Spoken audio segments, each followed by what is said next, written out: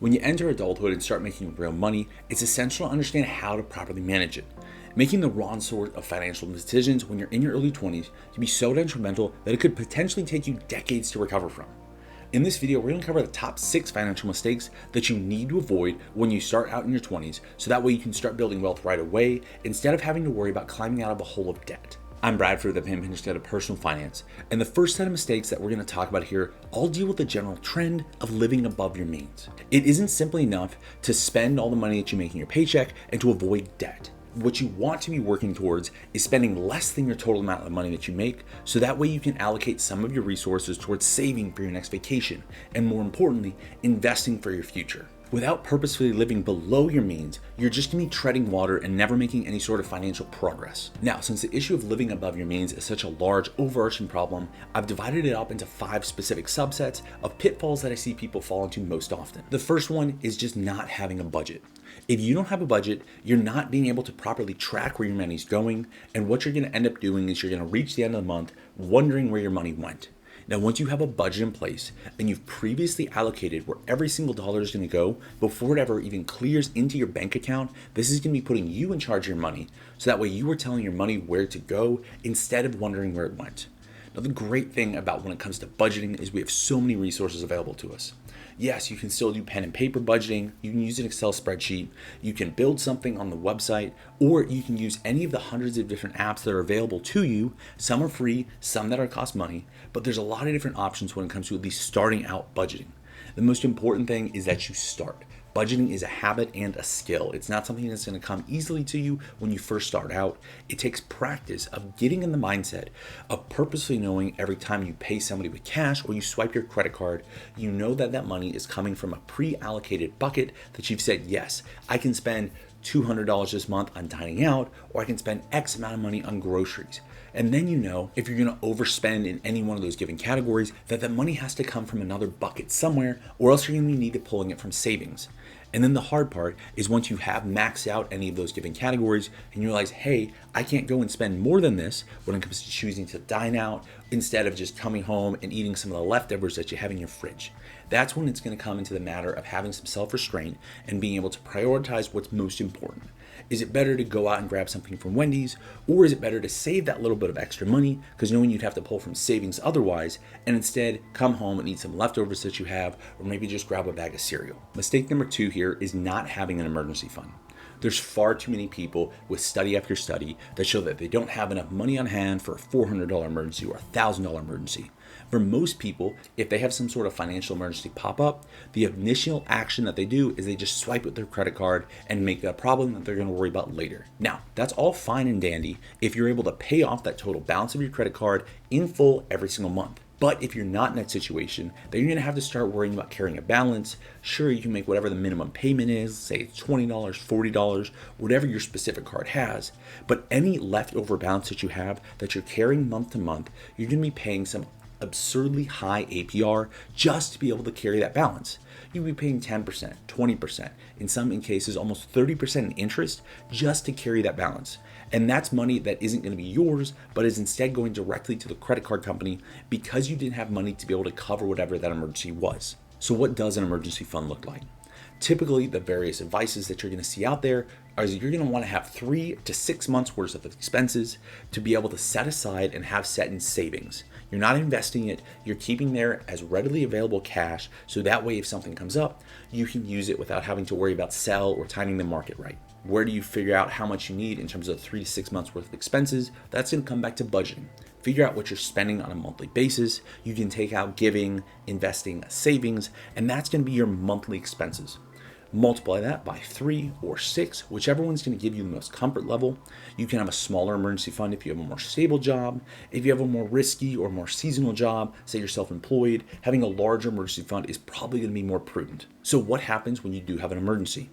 Let's say you need a new radiator on your car, your refrigerator goes out, you just so happen to be in the bad part of town and somebody slashes all of your tires. You're going to need to pull that money from somewhere, and by having an emergency fund in place, what would previously be a financial emergency is instead a financial inconvenience. Yes, all of those things would still suck to have happen, and you don't want them to happen. But while those things are going to be bad enough on their own, you don't want to also have the issue of needing to take out debt to be able to fix whatever went wrong. Now, mistake number 3 of not living below your means is going out and financing a car. Now, I know that nobody wants to have a crap beater car, but it does go to living below your means. I'm not saying you should just go buy the cheapest thing that's out there, knowing you're going to have to put more money into it for repairs. But if you can get a good, safe, reliable car that's going to get you from A to B, that is ultimately all you need in terms of transportation. Going with a brand known for its reliability, like Honda or Toyota, is a good place to start. You don't need to have a Lamborghini or a Ferrari or a high-end Mercedes-Benz to get you from A to B.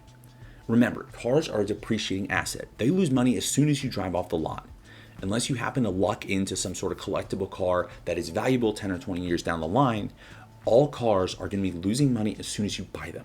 So it's a matter of prioritizing how much of your discretionary income are you okay with spending on that car.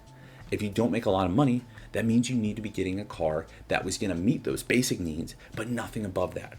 Once you start making a lot more money, you get into sort of that millionaire status, you have real net wealth, then you can be looking at, hey, I have all this discretionary income and I feel comfortable I can waste $100,000 on a car. Because yes, I could have spent that on a vacation or something else, but I'd rather spend it on a car because that's something that is important to me. So going out and financing a brand new car is a huge mistake I see a lot of my peers make, or some of my previous peers had made when they just started making money. They wanted to have that status symbol, but I promise you that status symbol is not worth all that extra interest you're going to be paying and that money that could have been going towards your investments or saving up for something else. Now, 4th up on this list deals with credit cards. I like credit cards. I think they're super helpful.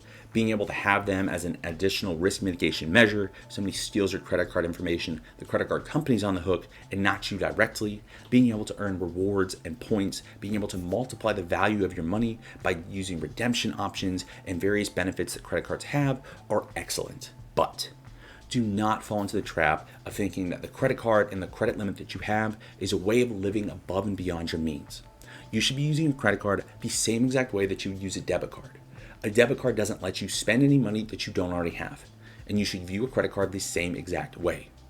Don't go buy things and plan on rolling that balance from month to month. Same thing with any other dangers of financing. As soon as you have that balance and you haven't paid it off in full, that money that could have been going towards your investments or some other sort of savings is instead going directly into the pocket of the credit card company because you're paying them a lot of interest. So credit cards are useful, but you have to use them the right way. And if it's too much of a temptation for you to have a credit card with a high balance and you're going to be tempted to utilize that balance when you don't have the money to pay for it in the first place, just stick with a debit card instead. There's a lot of good debit cards that are out there that do offer a lot of the similar protections that a credit card have, and even some of them do offer the ability to earn a small percentage cash back. Yes, the rewards aren't going to be as great as a credit card, but again, the downsides are going to be a lot better because in no instance can you ever spend more than you actually have. So a debit card's never going to get you in debt, but a credit card certainly can. So figuring out where you fall on your ability to manage your own impulses is going to be really important in figuring out how a credit card fits into your financial plan or it doesn't. And the 5th mistake I want to talk about here is becoming house rich but cash poor. Once you've worked hard, and I know it's really hard to build up a large enough down payment to be able to afford your own house. But once you get to that point, it's very tempting to try and get the largest mortgage that you can potentially afford with that down payment. Houses are great and they do appreciate, but you don't want to have a giant mortgage payment in tying all of your stuff into one bucket. You're not diversifying your ability to invest. Real estate is a great way of investing and being able to make a lot of money, but you're not going to make a lot of success if all of your money is invested with one single property. You want to have a relatively modest mortgage payment so that way you can go and invest your money in other real estate purchases or invest it in the stock market or wherever you're deciding to diversify your investments into. You don't want to have all of your monthly budget tied up with that house payment because then you're just not going to have flexibility. Having a lower house payment, going with a 30-year fixed rate mortgage, and having that something that isn't the total maximum amount that you could afford, but gives you wiggle room and things come up, is going to give you a lot more flexibility to be able to respond to financial setbacks in the future and set yourself up for a better life forward. And then for the last mistake, which honestly has the possibility to be the single most damaging on you when it comes to your finances, that's going to take a whole nother video. So make sure you check out part 2 right here. Thanks for watching, and from your first penny to your first million, we're here to help.